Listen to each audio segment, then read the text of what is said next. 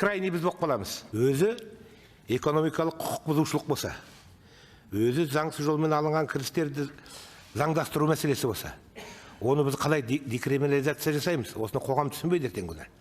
Сондықтан мен осы заңның атауы жөнінде мына разработчиктармен, содан кейін мына жұмысшы тобында ақылдасып, осы атауына бір әлде бір сын есімді бірдеңе кіргізіп, мысалы үшін жеңіл экономикалық құқық бұзушылықтарды ма, әлде басқадай бірдеңе атауы кіргізу керек.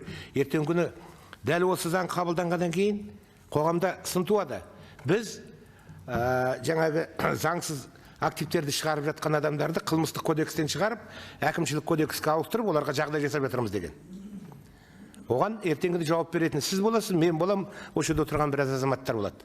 Оған разработчиктер де жауап бермейді, оған министрлікте жауап бермейді.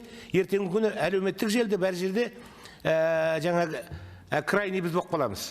Осы жөнінде сіздердің қандай ойларыңыз бар? Рахмет. Рахмет, Ермат Сейтқазыұлы. Сіз презентация кезінде де бұл мәселені көтердіңіз. Сіз бұл мәселені көтергеннен кейін біз жалпы жұмыс тобы мүшелеріменен, сосын өзіміздің консультанттармен бұл мәселені талқылауды бастап кеттік. Шынында да заңның атауы өте ұзын, шұбалаңқы, бірденмен оқып шыға алмайсыз, түсініксіздік көп туғызады, сұрақты көп туғызады, қоғам тарапынан түсініксіздік болады деген ойыңызбен, пікіріңізбен мен толық келісемін. Әрі сіз енді кәсіби журналист ретінде бұған назар аударып отырсыз. Бұл мәселені қарастырып жатырмыз.